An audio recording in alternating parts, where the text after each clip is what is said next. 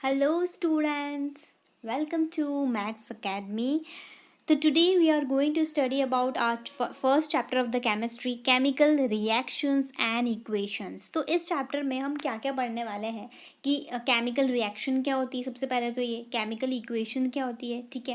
Chemical equation जो होती है उसको लिखते कैसे हैं, ठीक है। राइटिंग का केमिकल इक्वेशन कैसा होता है, उसमें एक बैलेंस केमिकल और अनबैलेंस केमिकल इक्वेशन को आप कैसे डिस्टिंग्विश कर सकते हैं, और एक बैलेंस रिएक्शन को अनबैलेंस रिएक्शन को कैसे बैलेंस केमिकल इक्वेशन जो है वो बना सकते हैं। तो इस चैप्टर में हम धीरे धीरे सारी चीज़ें देखेंगे। क्लियर। तो शुरुआत इंट्रो इसका चैप्टर का मैं आपको दे देती हूँ कि इसमें कुछ चेंजेस ऐसे होते हैं, फिजिकल चेंजेस होते हैं कुछ, और एक कुछ केमिकल चेंजेस। दो टाइप के हमारे पास चेंजेस होते हैं, ठीक है। तो केमिकल चेंजेस की अगर मैं बात करूँ, जब one more substances with new physical and chemical properties form होता है उसको हम क्या बोलते हैं, केमिकल चेंजेस बोलते हैं, ठीक है। एक या एक से ज़्यादा सब्सटेंसेस जब आपस में फॉर्म होते हैं तो वो नई फिजिकल और केमिकल प्रॉपर्टीज़ जो है वो हमें देते हैं, ठीक है। तो उसको हम क्या बोलते हैं, केमिकल। वो क्या कहलाता है, केमिकल चेंजेस कहलाता है। क्लियर। तो ठीक है, तो केमिकल चेंजेस के एग्जांपल की अगर मैं बात करूँ कि जैसे कुकिंग ऑफ फूड, हम खाना बनाते हैं, आपको सबको पता है कि खाना जब हम बनाते हैं एक एक कुछ इंग्रेडिएंट वो लेते हैं, कुछ वेजिटेबल्स, कुछ फूड का या कुछ भी हम खाना बनाते हैं, तो उसकी जो केमिकल और फिजिकल प्रॉपर्टीज़ होती है वो आपस में सारे फॉर्म्ड होके नया एक जो है सब्सटेंट हमें प्रोवाइड करती है, और उसकी जो प्रॉपर्टीज़ होती है वो फिर अलग हो जाती है, ठीक है। तो ये इसका अच्छा एग्जाम्पल है। और एग्जाम्पल मैं बताऊँ तो रस्टिंग ऑफ आयरन। क्लियर। एक और एग्जाम्पल बताऊँ तो सोडिंग ऑफ अ मिल्क। तो ये सारे एग्जाम्पल क्या है, केमिकल चेंजेस हैं, ठीक है।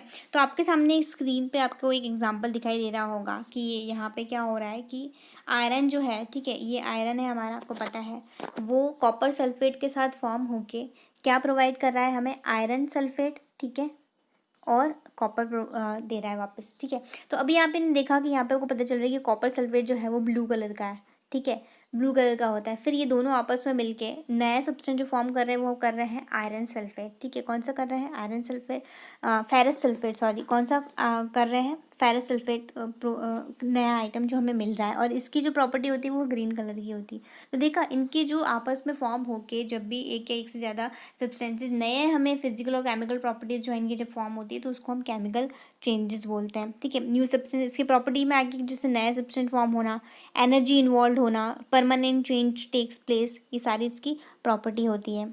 नेक्स्ट फिजिकल चेंजेस के बारे में बात करते हैं। फिजिकल चेंजेस में जब चेंज इन कलर या फिर स्टेट ऑकर होता है, लेकिन इसमें नया जो सब्सटेंस है वो फॉर्म नहीं होता है, ठीक है। केमिकल सब्सटेंस में नया सब्सटेंस जो है वो फॉर्म होता है, फिजिकल चेंजेस में नया जो कोई भी सब्सटेंस है फॉर्म नहीं होता है। जैसे अगर मैं एग्जांपल की बात करूँ कि जो वाटर है हमारा, ठीक है, पानी को जब हम बॉईल करते हैं, ठीक है, स्टीम में चेंज हो जाता है वो, ठीक है, होता है ना स्टीम में चेंज, भाप में चेंज हो जाता है, लेकिन उसका वहाँ पे कोई नया सब्सटेंस फॉर्म हो रहा होता है क्या, नहीं हो रहा होता है, ठीक है। तो वो फिजिकल चेंजेस के में इंक्लूड होता है। क्लियर। अब हम बात करते हैं केमिकल चेंजेस के बारे में, सॉरी, केमिकल रिएक्शन के बारे में कि केमिकल रिएक्शन क्या होती है। तो केमिकल रिएक्शन ऐसी प्रोसेस होती है जिसमें नए सब्सटेंस जो है नए प्रॉपर्टीज़ के साथ, उसकी केमिकल या फिजिकल प्रॉपर्टीज़ हो उसके साथ जो है वो फॉर्म्ड होते हैं, उसको हम केमिकल रिएक्शन बोलते हैं। क्लियर। तो इसकी कुछ करेक्टरिस्टिक होते हैं, हम उसको देख लेते हैं केमिकल रिएक्शन के। सबसे पहले आता है evolution of a gas evolve होती है। जैसे आपके पास यहाँ पे हम एक इक्वेशन की बात करें कि ये जिंक है, क्या है ये, जिंक है, सल्फ्यूरिक एसिड के साथ रिएक्ट करेगी H2SO4, ठीक है। तो हमें क्या मिलेगा, ZnSO4 मिलेगा, जिंक सल्फेट मिलेगा, ठीक है, और हाइड्रोजन गैस इवॉल्व होगी। तो ये जो हाइड्रोजन गैस इवॉल्व होती है ना, वो ही कहलाती है इवोल्यूशन ऑफ अ गैस। इस इक्वेशन से आपको पता चल रहा होगा। Clear. The chemical reaction between zinc and dilute, ये कौन सा है, डाइल्यूट सल्फ्यूरिक एसिड है, characterised by evolution of hydrogen gas. Second आता है इसमें चेंज इन कलर, कलर में जो है वो चेंज हो जाता है, ठीक है। कलर में चेंज की अगर मैं बात करूँ तो जो केमिकल रिएक्शन होती है सल्फर डाइऑक्साइड गैस के बीच में, SO2, सल्फर डाइऑक्साइड SO2, ठीक है, SO2। तो chemical reaction between sulphur dioxide and acidified potassium dichromate solution, तो उसमें क्या होता है, चेंज कलर होता है ऑरेंज से ग्रीन, किस में चेंज होता है, ऑरेंज से ग्रीन में कलर का चेंज होता है, तो ये कलर का अपीयरेंस हो गया, ठीक है। तीसरा हमारे पास आता है change in state of a substance. State जो होती है, अगर सॉलिड लिक्विड गैस, ये जो स्टेट होती है वो चेंज हो जाती है। अब इसके एग्जांपल की बात करें तो the combustion reaction of a candle wax is characterised by a change in state from solid to liquid and gas, ठीक है।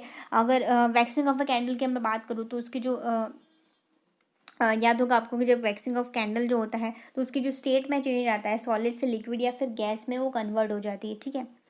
फोर्थ हमारे पास है चेंज इन टेम्परेचर। टेम्परेचर में भी चेंज होता है रिएक्शन में, जैसे chemical reaction between quick lime water जो होती है स्लेग लाइम में बनवाना, तो वो क्या कहलाती है, change in temperature. Clear. Formation of a precipitate, precipitate form होना, तो जैसे केमिकल रिएक्शन एक सल्फ्यूरिक एसिड के बीच में अगर मैं बात करूं और एक बेसिक क्लोराइड के बीच में बात करूं तो वो फॉर्मेशन ऑफ वाइट प्रेसिपिटेट हमें मिलता है बेरियम सल्फेट का। कैसे, ये देखते हैं। ये देखो बेरियम क्लोराइड ये हमारे पास है, ठीक है। ये sulphuric acid, dilute sulphuric acid, वही अगर इसके साथ रिएक्ट करेगा तो हमें मिलेगा बेरियम सल्फेट मिलेगा एक तो, ठीक है। ये बेरियम सल्फेट का वाइट प्रेसिपिटेट मिलेगा आपको, क्या मिलेगा, वाइट प्रेसिपिटेट मिलेगा, और यही कहलाता है हमारा प्रेसिपिटेट का सॉल्यूशन, ठीक है। और हमें वापस जो है HCl हाइड्रोक्लोरिक एसिड तो मिल ही रहा है साथ में इसका। क्लियर। नेक्स्ट हमारे पास आती है, हमने केमिकल रिएक्शन पढ़ा कि केमिकल रिएक्शंस में से करेक्टरिस्टिक क्या क्या होता है। नेक्स्ट हमारे पास है केमिकल इक्वेशन। केमिकल इक्वेशन क्या होती है, कोई भी ऐसा मेथड जो रिप्रेजेंट करता है केमिकल रिएक्शन को with help of some symbols and formulae of the substance involve in it, ठीक है। अब तक हम जितने भी केमिस्ट्री के चैप्टर पढ़े हैं उसमें आपने देखा होगा कि जैसे स्टेट की अगर मैं बात करूँ तो स्टेट में जैसे सॉलिड हो गया, लिक्विड हो गया या फिर गैस हो गया, ये सारी इसकी स्टेट होती है, ठीक है। तो यही सारे सिंबल्स जो होते हैं या फिर फॉर्मूले कह लो इन्वॉल्व होते हैं किसी भी केमिकल रिएक्शन में, तो उसको हम क्या कह देते हैं, केमिकल इक्वेशन का नाम देते थे कि ये पूरी केमिकल इक्वेशन है। क्लियर। अब इसमें आगे हम बैलेंस केमिकल इक्वेशन क्या होती है वो भी देखेंगे, पर उससे पहले ना मैं आपको बता दूं कि केमिकल इक्वेशन को हम किस तरीके से लिख सकते हैं, ठीक है। जैसे केमिकल इक्वेशन को जैसे एक एग्जांपल के तौर पर समझते हैं कि ये आपके पास एग्जांपल है, ठीक है। इस एग्जांपल में क्या हो रहा है कि burning of magnesium in the air to form magnesium oxide, ठीक है। मैग्नीशियम को जब हम बर्न कर रहे हैं ऑक्सीजन के साथ एयर में, तो हमें क्या मिल रहा है, मैग्नीशियम ऑक्साइड मिल रहा है। MgO देख सकते हैं यहाँ पे, आप देख सकते हैं ना, MgO मिल रहा है ना, ये हमारे पास मैग्नीशियम ऑक्साइड है, ठीक है, जब हम इसे एयर में बर्न कर रहे हैं तो। क्लियर। तो यहाँ पे हमारे पास एक वर्ड इक्वेशन होती है, ठीक है। वर्ड मतलब जैसे मैग्नीशियम, मैंने पूरी इसकी स्पेलिंग लिखी मैग्नीशियम, ठीक है, प्लस ऑक्सीजन पूरी स्पेल जब मैं वर्ड लिख रही हूँ पूरा पूरा तो वो एक वर्ड इक्वेशन कहलाती है, ठीक है। ये हमारे पास जो है वो फॉर्मूले वाली या फिर सिंबल वाली रिएक्शन कह लो, वो हमारे पास इक्वेशन है, ठीक है। तो writing of a chemical equation में यही आता है, तो ये इसका एग्जाम्पल भी है। नेक्स्ट हम देखते हैं बैलेंस केमिकल इक्वेशन क्या होती है। आप कौन सी इक्वेशन को बैलेंस केमिकल इक्वेशन कहेंगे, ठीक है। उससे पहले मैं बात कर लूँ कि आपने प्रीवियस क्लास में पढ़ा होगा कि मास can nether be created nor can be destroyed in a chemical reaction, but the total mass of the elements present in the products of a chemical reaction remains same as the total mass of the element present in reactants, ठीक है।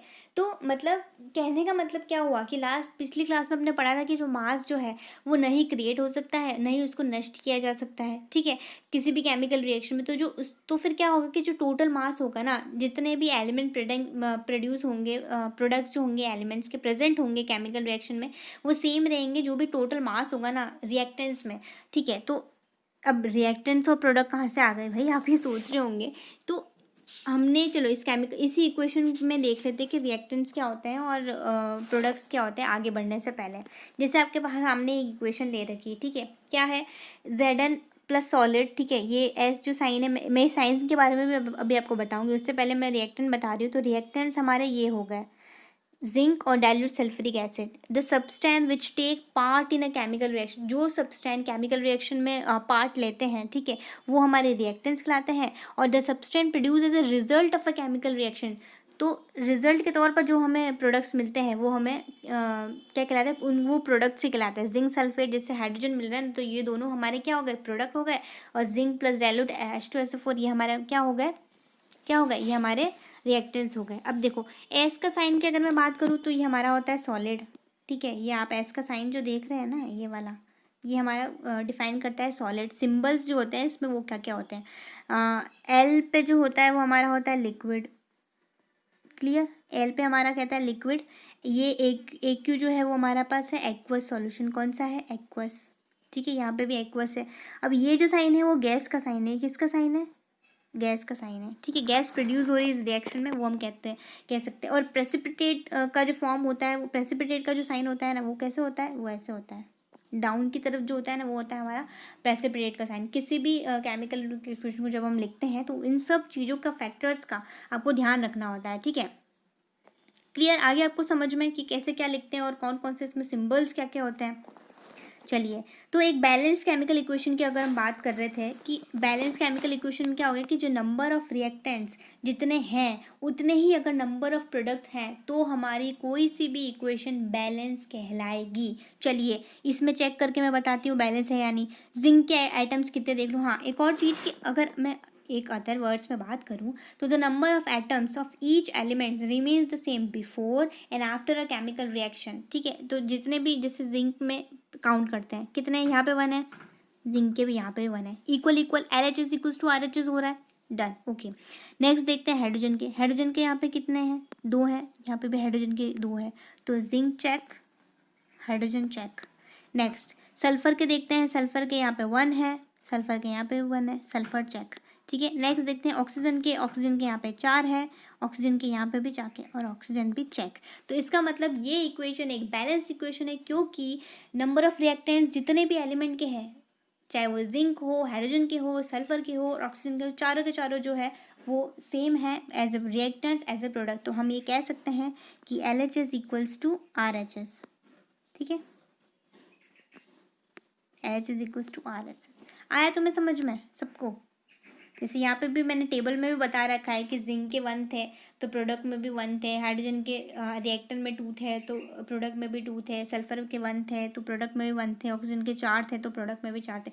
तो ये आप इस तरह से table बना के बताएंगे ना कि हाँ ये सारे आइटम सेम हो रहे हैं, तो फिर वो परफेक्ट एक बैलेंस केमिकल इक्वेशन कहलाएगी। आया आपको समझ में। अब एक अनबैलेंस केमिकल इक्वेशन क्या होती है, तो जाहिर सी बात है बैलेंस में अगर L H S equals to R H S हो रहा है तो अनबैलेंस में वो चीज़ नहीं होगी। क्या अब आप ये देख के बता सकते हैं क्या क्या ये इक्वेशन बैलेंस केमिकल इक्वेशन है, बताइए है क्या ये बैलेंस केमिकल इक्वेशन।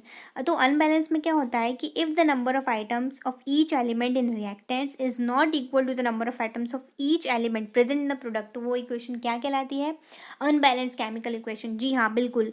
अब अगर एक एक आइटम्स को अगर हम गौर करते हैं, ठीक है, चलिए एक एक आइटम को हम गौर करते हैं। सबसे पहले हम बात करते हैं आयरन की। चलिए ये आयरन है, तो आयरन क्या हमारे पास रिएक्टेंट में 1 है, आयरन हमारे पास रिएक्टेंट, यहाँ मैं लिख देती हूँ रिएक्टेंट और यहाँ मैं लिख देती हूँ प्रोडक्ट, ठीक है। तो आयरन हमारे पास है 1, बिल्कुल 1 है रिएक्टेंट में। यहाँ पे कितना आ रहा है, 3 आ रहा है। तो भाई ये क्या है बैलेंस इक्वेशन, बिल्कुल भी नहीं, आयरन के लिए तो नहीं है। अब बात करते हैं हाइड्रोजन की, ठीक है। हाइड्रोजन यहाँ पे रिएक्टेंट में हमारे पास 2, यहाँ पे कितना है हाइड्रोजन, यहाँ पे भी कितना है, यहाँ पे 2 है। चलो हाइड्रोजन के लिए तो हम कह सकते हैं। नेक्स्ट हम बात करते हैं ऑक्सीजन की। ऑक्सीजन यहाँ पे कितना है, 1 है, ठीक है।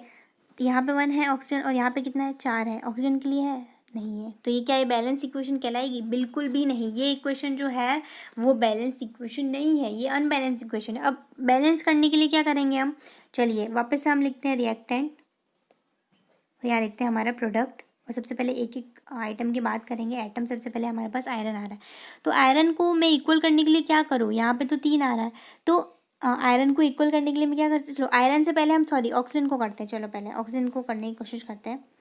रिएक्टेंट, ये प्रोडक्ट, और सबसे पहले मैं ऑक्सीजन लेती हूँ।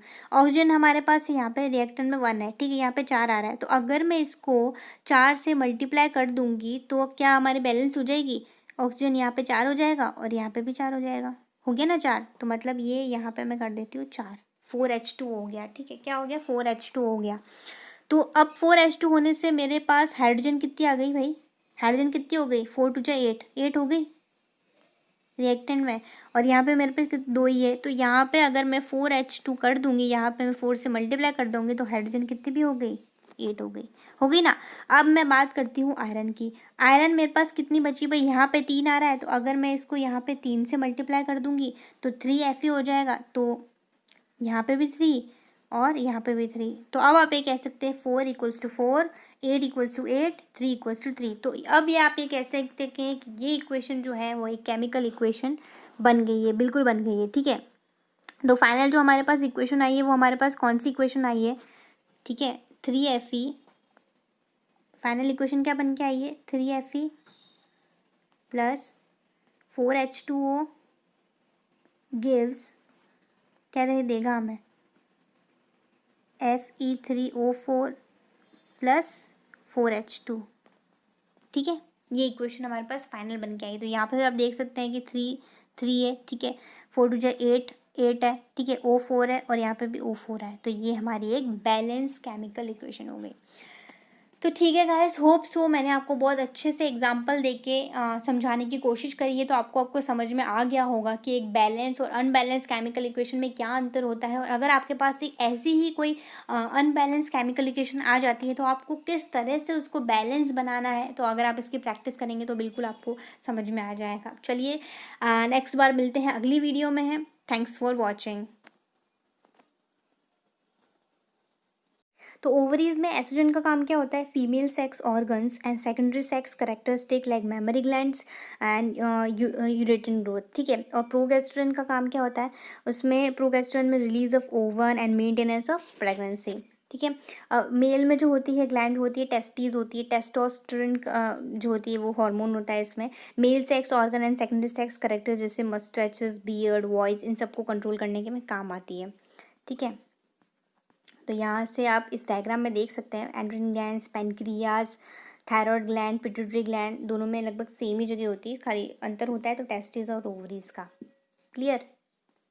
तो आपने देखा कि एंडोक्राइन सिस्टम जो होता है हमारे ग्रोथ के लिए, हमारे बॉडी की ग्रोथ के लिए कितना ज़्यादा ज़रूरी होता है। अगर वो प्रीशियस क्वांटिटी में अगर हो रहा होता है तो सीक्रेट हो रहा होता है, तो हमारी जो ग्रोथ होती है बॉडी की वो नॉर्मल वे में होती है। तो अगर उससे डेफिशिएंसी होती है तो या तो कुछ भी डेफिशिएंसी से हम ड्वार्फ रह जाते हैं, या तो हमारी हाइट बहुत ज़्यादा बढ़ जाती है, या फिर हम बहुत ज़्यादा छोटे रह जाते हैं।